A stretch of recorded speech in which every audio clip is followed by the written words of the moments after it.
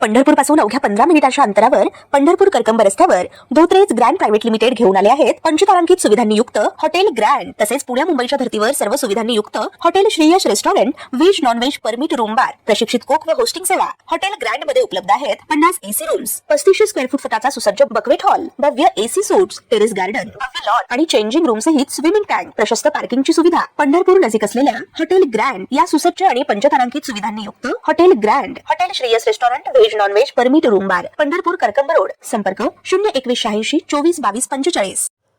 राज्याच्या दैनंदिन जीवनाचा अविभाज्य भाग असलेल्या एसटी सेवा अधिक प्रवासी केंद्रित करण्यासाठी महाराष्ट्र राज्य मार्ग परिवहन मंडळाने आपली बस आपली सेवा हे अभियान जाहीर केले आहे।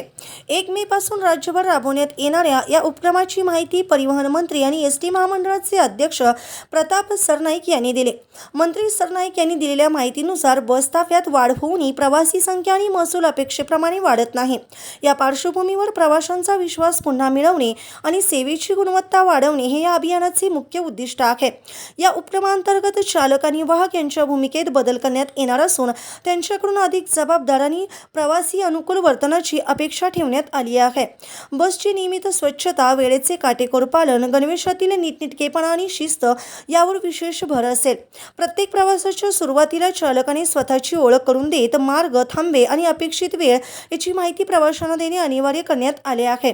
यामुळे संवाद वाढून प्रवाशांमध्ये विश्वास निर्माण होईल अशी अपेक्षा आहे। या अभियानात प्रवाशांचाही सहभाग महत्त्वाचा मानण्यात आला आहे। स्वच्छता राखणे तसेच सामानाची जबाबदारी घेणे आणि प्रवासादरम्यान शिस्त पाळणे या बाबीमुळे एकूण अनुभव अधिक चांगला होईल। तसेच डिजिटल सेवांचा वापर वाढवण्यासाठी NCMC स्मार्ट कार्ड आणि ऑनलाईन आरक्षणाला प्रोत्साहन दिले जाणार आहे। बस रद्द होणे किंवा मार्गात अडथळे निर्माण झाल्यास पर्यायी व्यवस्था त्वरित उपलब्ध करून देण्याचे निर्देश देण्यात आले आहेत।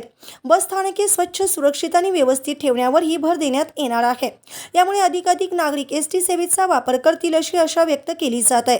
प्रवाशांच्या तक्रारीचे जलद निराकरण करण्यासाठी स्वतंत्र यंत्रणा कार्यान्वित केली जाणार आहे। नियमित आढाव्याद्वारे सेवेतील त्रुटी ओळखून त्यावर तातडीने उपाययोजना केले जातील। 1 मे पासून महाराष्ट्रात सुरू होणारे हे अभियान केवळ प्रशासकीय बदलांपुरते मर्यादित नसून एसटी आणि प्रवासी यांच्यातील नातेसंबंध अधिक दृढ करण्याचा प्रयत्न आहे। सेवा अधिक विश्वासार्ह, सुलभ आणि सन्मानजनक करण्याच्या दिशेने हा महत्त्वाचा टप्पा ठरेल असा विश्वास परिवहन मंत्री प्रताप सरनाईक यांनी व्यक्त केला। ताज्या घडामोडी पाहण्यासाठी आमच्या YouTube चॅनलवरील PVR म्हणजेच पंढरी वार्ता या न्यूजला सबस्क्राइब करा आणि शेजारील बेल आयकॉनवर क्लिक करा।